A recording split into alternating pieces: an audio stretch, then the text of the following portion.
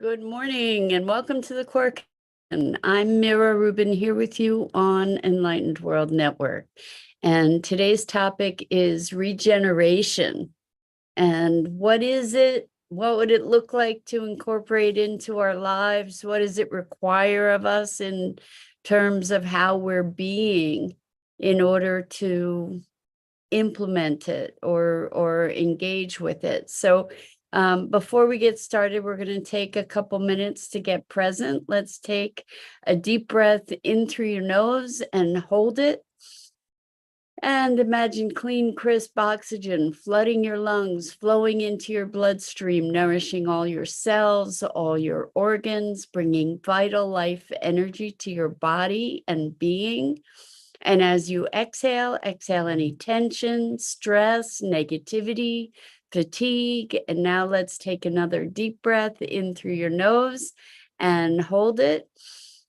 This time, imagine brilliant, bright light lighting you up from the inside out, illuminating, electrifying, and energizing all your cells, all your molecules, all your electrons even, and creating this brilliant beam of light from your heart out into the world. And as you exhale any remaining tension, stress, negativity, fatigue. And now let's take our hands and press our palms together. Rub your palms together and feel the tickling and the tingling and the friction and temperature. And when you stop rubbing them together, feel all that sensation and allow all of those sensations to bring you present right here, right now, into this remarkable physical form that enables you to experience life. So welcome, welcome, welcome. So today we're talking about regeneration. And this conversation comes from the fact that I've been taking a course from an organization called Regenesis, and it's called the Regenerative Practitioner Series. And it is about regenerative development. And the question is, what is that? So when we look at the word regenerate, it's meaning to generate again. Good morning, Rosalind. Welcome. Great to have you here with us this morning. And welcome to everybody else who's joining us. Good morning. Jenny, so good to have you here with us. Jenny says this is going to be interesting. I hope so. And maybe even eye-opening, maybe transformational, hopefully. So regenerate means to generate again, right? To generate anew. And it's been very mind-bending, truly mind-bending, to be taking this course, because it is about thinking differently. And beyond that, it is learning ways to generate new thought. And that in itself is a profound skill to develop, right? To be able to think anew, to generate something truly new. And this comes out of the calling of our present moment, which is globally so fraught with challenges that we've never had to meet as a species within our history, where we're facing challenges around climate and our environment and pollution and contamination and all kind and political strife and all kinds of things. The political strife we faced before, but never have we faced this kind of climate emergency as a species. And so the question is, the urgency, the calling is to bring forward new ways of dealing with circumstances, because the way that we have typically dealt with things is by farming the past, looking at what we're defining as a problem, and just the nature of defining something as a problem is mired in the past by definition, right? Because it's saying, well, here's the issue, this is the problem, how do we fix it? The problem emerged from the past. So one of the profound shifts that we make in regenerative thinking is to move away from the notion of problems to the notion of potential. So if you just sit with that for a second, you can recognize how radical a concept that is, to shift from the notion of problem to potential. So for instance, what if we have, so Jenny says, renew awakening to shift in perception. That's exactly what we're talking about, is waking up to a new way of perceiving things, of integrating things that will then offer potential and possibility that wasn't available in the definition of the problem, right? So an example, one of the examples that we talked about in the course was thinking about teenagers, for instance. And so many people perceive teenagers as, you know, a problem because they have all this frenetic energy and passion, and it's not necessarily well directed and whatever, you know, like the perpetuation of this generation gap, which is kind of an interesting conversation in and of itself. But anyway, rather than perceiving that passion and energy of teenagers as a problem that we're trying to control, what if we were to be able to perceive the energy and passion and enthusiasm of this group as a resource? What if there is incredible inherent potential in that energy dynamic that offers an incredible resource? You know, so on an ecological level, what if the water water runoff is a rather than seeing it as a problem, maybe we can see it as a resource, and we can find ways to funnel that water back into the land and the aquifers, right? Like, to, instead of defining something as a problem, to be looking at its inherent potential. So Jenny says they're just learning to be themselves, about teenagers. Yeah, and there are ways to funnel all that marvelous energy. So an example that was given about the notion of regeneration was Aikido. And I have not practiced, and my knowledge of Aikido or my awareness of it is extremely limited. So please forgive me if I get this a little bit wrong. But my understanding of Aikido is utilizing the energy of the opponent to end up both facing in the same direction, to use that energy and redirect that energy, so that the opposition completely shifts. And so Jenny says the solution to be the change you want to see. Exactly. The solution is be the change you want to see. Exactly. So the question, you jumped right into where I was headed, Jenny, so thank you for that. The question is, who do we need to be? How do we need to be differently in our, how can we be differently to enable this kind of regenerative change? And so it means to be the change you want to see. So here's an example, and this was really eye-opening for me. It was very profound, actually.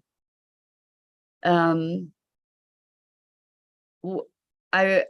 was part of a team in this course, part of a team working on a project. And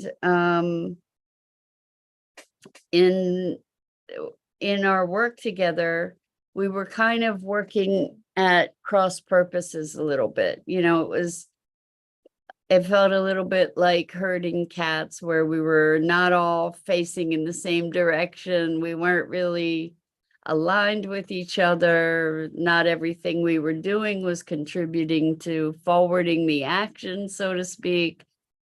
And so for our last meeting, I suggested that we utilize the principles of regeneration and what we were learning to create the context for our meeting. So we started with the question, who do we need to be in order to achieve the objective of our time together? What beingness can we bring to this venture that is going to raise it to a higher level of order, a higher order of possibility? Because the whole idea here is to learn strategies or frameworks to be able to generate truly new thought, because our situation really, our emerging situation calls for new approaches, right? So it was really interesting. One of the members said that they felt like they needed to listen more carefully to what other people had to say. One of the thing for me was, instead of being in a space of knowing or thinking I know about something, or thinking I know how to do something, instead of coming from that space, to come from a space of curiosity and question, like what might be possible. And so to listen from another space of discovery, you know, rather than listening out of respect or listening to be able to respond, to listen like there's something new available, you know. So that it was fascinating. And for the other person that was part of the group, it was to slow down and not be so committed to finding a solution right away necessarily, but to slow down and entertain other possibilities. So it was really, really, really amazing, because as a result of our commitment to think about this thing in a new way, from a new space,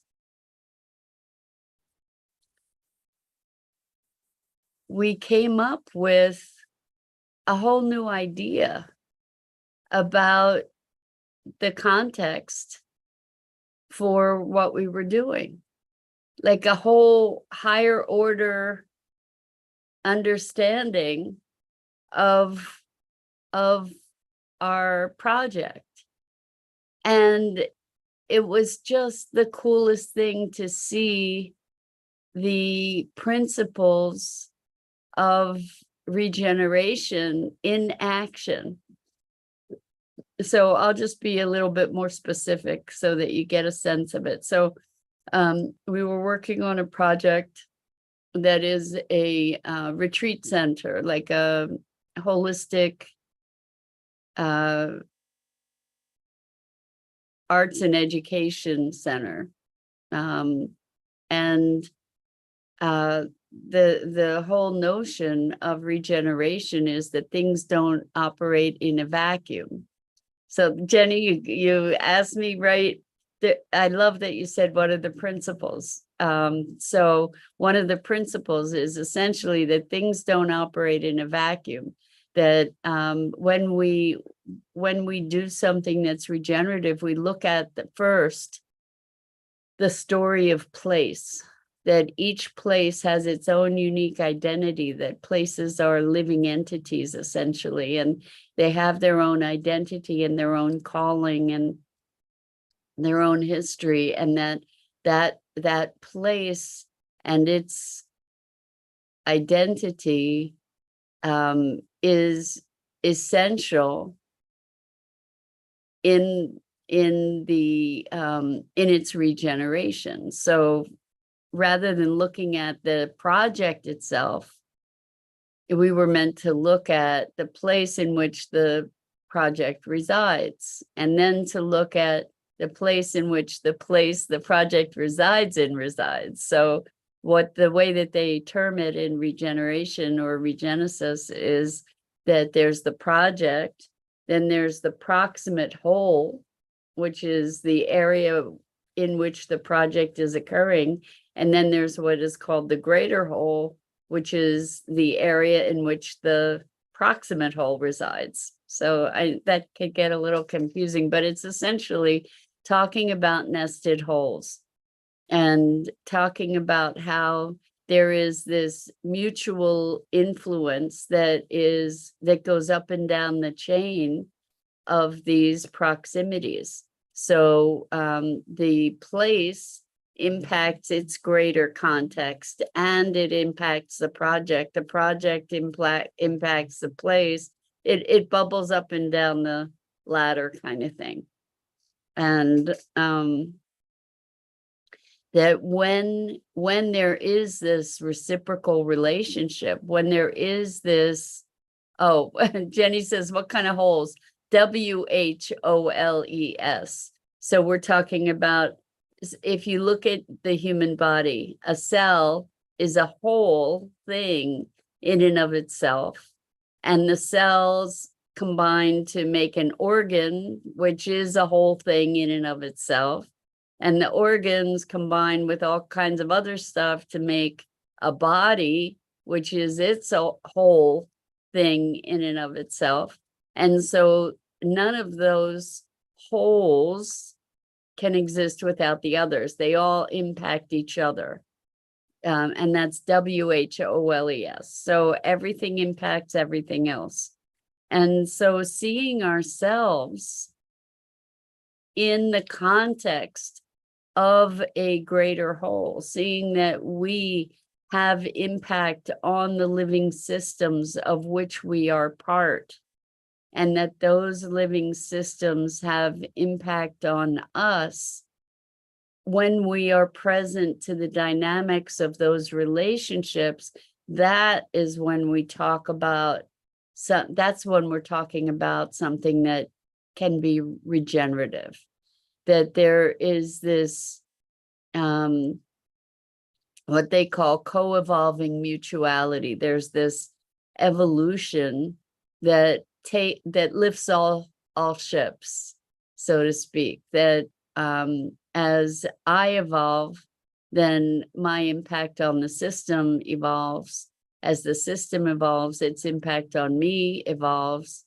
And the interesting thing is that this is at least a 3-tiered relationship. And the way that I see that three-tiered relationship is kind of like an infinity loop that then takes on its own life. It is able, one level is able to stimulate another, which in turn stimulates another, which in turn comes back and stimulates the first. So, you know, there's this dynamic of motion, and the fact that it's not just two, the fact that it's three, if one kind of drops out, the other two start stimulating or impacting it.